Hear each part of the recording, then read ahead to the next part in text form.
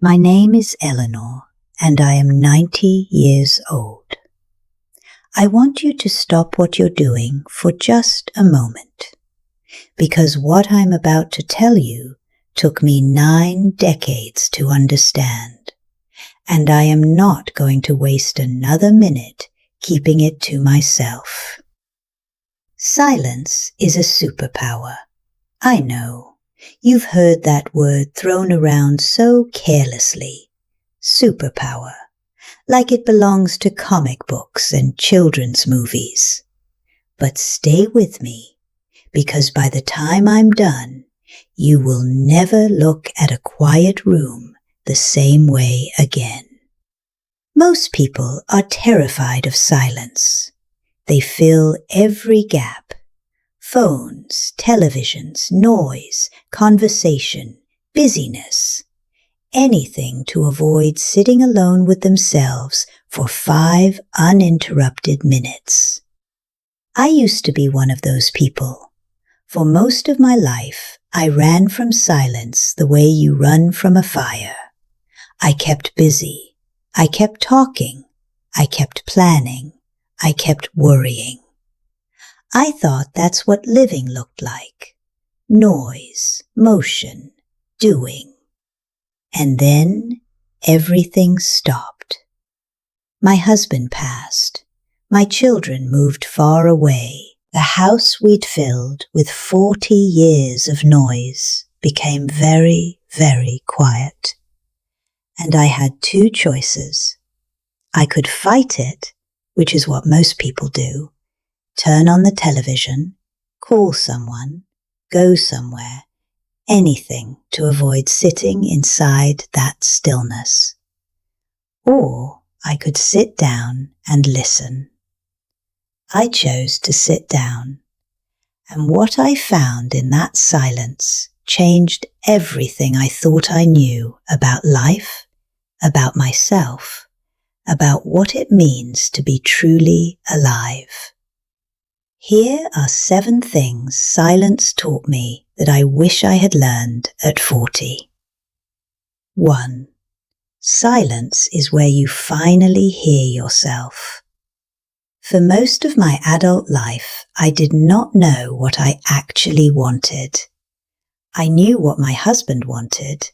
I knew what my children needed. I knew what the church expected and what the neighbors thought. But my own voice? I had not heard it clearly in decades. The noise of daily life drowns you out. When the silence came and I stopped fighting it, something remarkable happened. My own thoughts started to surface. Not anxious thoughts, not worrying thoughts, real ones. What I loved. What I had given up, what I still wanted even at 87, even at 88. I discovered I wanted to learn watercolor painting. I had wanted it since I was a girl and had completely buried it under 6 decades of practicality. I started painting at 88 years old. And it is one of the most honest things I have ever done. You cannot hear yourself when you're surrounded by noise. The silence isn't empty. It's full. Full of you. The you that's been waiting patiently for someone to finally stop talking long enough to listen. What might you hear if you were quiet for just 20 minutes tomorrow morning? 2. Silence reveals what actually matters and what never did. When you are busy, everything feels urgent. The email, the argument, the slight someone made at dinner 3 years ago. The worry about what people think of your home, your clothes, your choices. In silence, those things dissolve. I remember sitting on my back porch about 6 months after my husband passed. Just sitting. No phone, no television. Just the trees and the birds and the particular quality of late afternoon light that I had walked past for 40 years without ever truly seeing. And I thought, I have been spending my energy on things that do not matter. Not because I was a foolish woman, but because the noise of life made everything feel equally important. When you can't distinguish signal from static, you treat it all the same. Silence is how you learn the difference. The things that still feel heavy in silence, those matter. The things that dissolve the moment you get quiet, those were never worth carrying. Most of what we carry was never ours to carry. 3. The world rewards noise, but wisdom lives in stillness. I have known loud people all my life, people who filled every room, who had an opinion about everything, who never let a silence go unbroken. And I have known quiet people, the kind who listened more than they spoke, who paused before they answered, who seemed to carry something the loud people never quite had. Every person I have met who radiated genuine peace was someone who had made a friend of silence.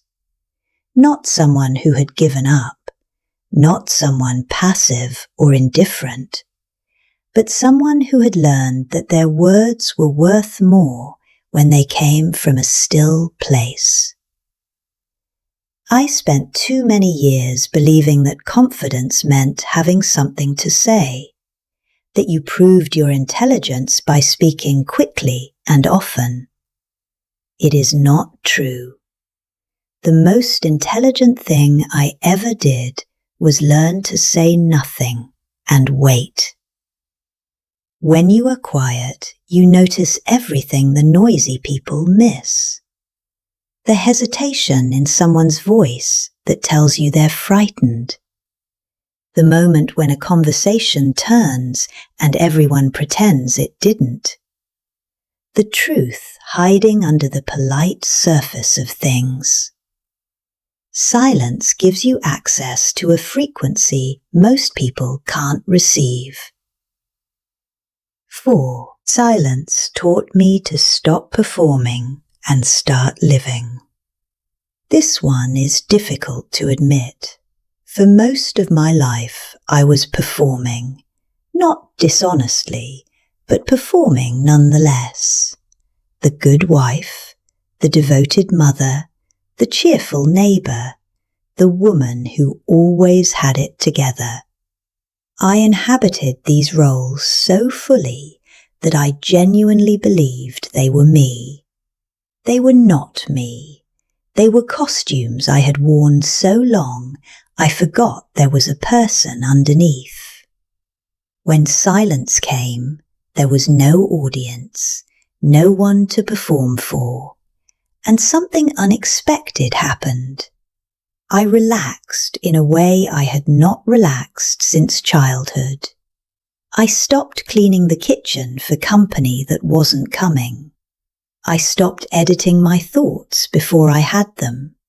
I stopped rehearsing conversations in my head. I stopped managing how I appeared to the world. Just me, just Eleanor, sitting quietly in her house at 87 years old, meeting herself for what felt like the very first time.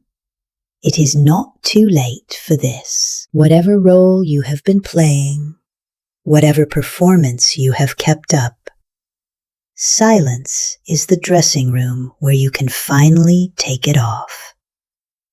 Who are you when no one is watching and nothing needs to be managed? That person is worth knowing. 5. Silence is how you make peace with the past. I have things I regret. Of course I do. 90 years is a long life, and I was not always wise, not always kind, not always courageous when courage was needed. For a long time, I managed those regrets by staying busy. As long as I was doing something, thinking about something, talking to someone, I didn't have to sit with what I hadn't done right. But regret doesn't disappear because you outrun it. It just waits. And when the silence came, there it was, all of it. The friendship I had let fade over something foolish. The years I spent worrying instead of enjoying what was right in front of me. The things I never said to my mother before she died. The version of myself I had suppressed because it didn't fit the life I thought I was supposed to want. Sitting with those things in silence was not pleasant. I will not pretend it was. But here is what I found. The regrets I had been running from my entire life were not actually as monstrous as I feared. They were human, ordinary, the kinds of failures that belong to anyone who has truly lived. When you face them quietly, without flinching, without immediately reaching for distraction, something shifts. They stop chasing you. They become part of your story instead of a threat to it. Silence is where forgiveness lives. Not the kind that's performed out loud, but the real kind, the quiet, private settling that lets you finally set something down. 6. Silence is the greatest gift you can give another person. People come to me now, my grandchildren, neighbors, even strangers sometimes, who have heard I am old and seem to have something to say. They sit across from me and they start talking, and I let them. I don't rush to fill the pauses. I don't hurry toward advice or solutions. I sit in the quiet with them. Something about that silence draws people deeper into their own truth. I have watched people discover what they actually think and feel in the middle of a sentence because I did not interrupt them, because I waited. Most people are desperate to be heard. What they don't realize is that being heard is not the same as being answered. Being truly heard means someone gave you enough silence to finish your own thought. I have given that gift more in these last 5 years than I did in the previous 80. A quiet presence is more valuable than a loud one. A person who listens without hurrying you is rarer and more precious than any amount of good advice. The most loving thing I can offer someone now is stillness, space, a silence that says, "Take your time. I am not going anywhere. You don't have to perform for me." That is love, I think, at its simplest. 7, and the hardest one. Silence is how you learn to die without fear. I know that sounds heavy, but I would not be honest with you if I left it out. When you are 90, you think about dying. Not constantly, not morbidly, but honestly. The way you think about a long journey you know is coming. For most of my life, I was afraid of it. Not the pain, though that too, but the silence of it. The absolute, total, permanent silence of ceasing to be. What I did not understand until I began befriending silence while I was still alive is this. Silence is not nothing. It is where everything essential lives. The things that matter most to me have never been loud. The love I felt for my husband was quietest in the moments I trusted it most. The peace I feel in my garden on a still morning. The look on my grandchild's face when she is thinking. The way grief and gratitude can exist in the same breath without contradiction. None of that is loud. When I practice silence now, really practice it, I am not afraid. I am not grasping. I am not trying to fill the next moment with noise to prove I am still here. I am just here, completely, fully, quietly here. And that, I have come to understand, is all any of us are ever asked to be. So here is what I want you to do. Today, not someday. Find 20 minutes. Put the phone down. Turn the television off. Sit somewhere quiet, even if the quiet is uncomfortable at first. And just wait. Wait for yourself to arrive. You have been noisy for a long time. The part of you that knows what you actually want, what you actually feel, what you are actually afraid of, that part has been trying to speak to you through the gaps in the noise. Give it a chance. Silence is not the absence of life. It is where life becomes visible. I am 90 years old. I wasted decades being afraid of stillness. I do not want that for you. You do not have to wait until everything stops before you learn to be quiet. You can start today. If this reached you, please share it, not for me, for someone in your life who is running very hard from something they need to be still long enough to face. We are all running in our own way. You are allowed to stop. Thank you for listening.